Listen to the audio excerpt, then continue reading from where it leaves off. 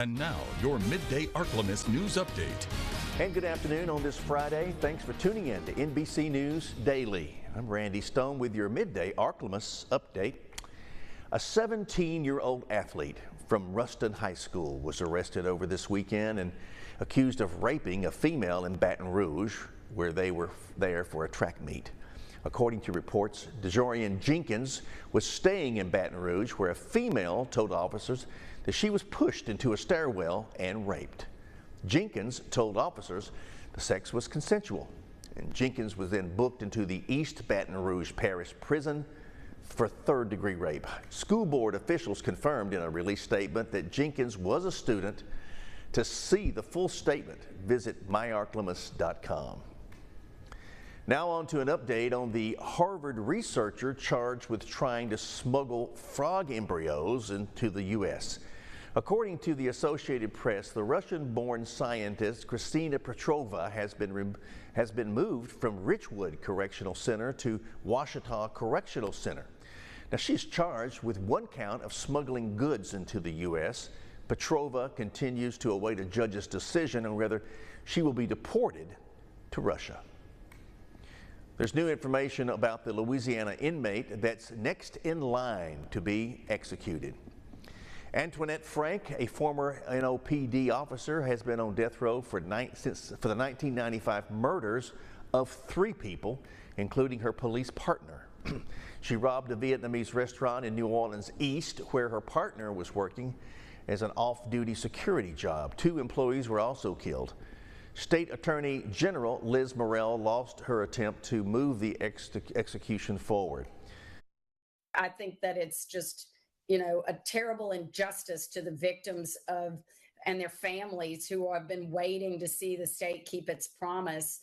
If we are going to have a death penalty, then we should be able to carry it out. We have promised that to them, and we need to keep our promise.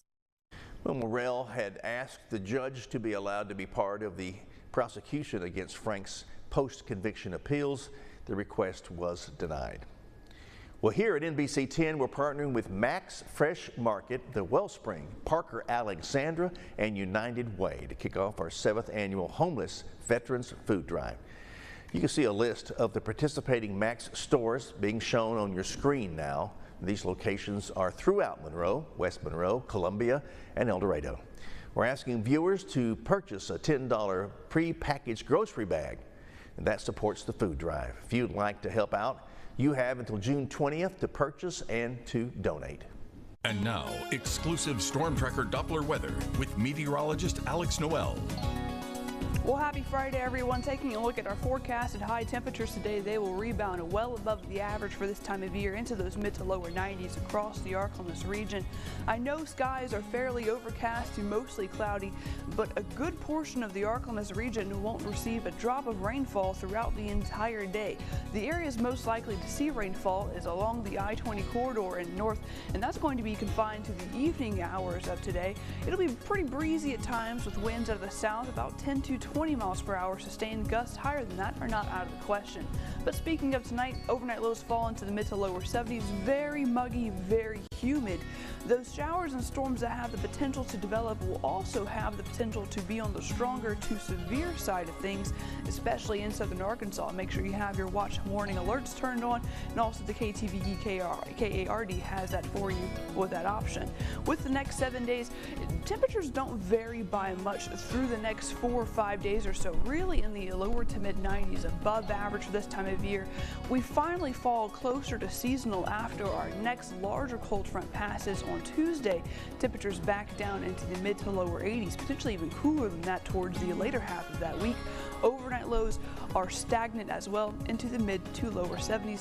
Very warm, very muggy.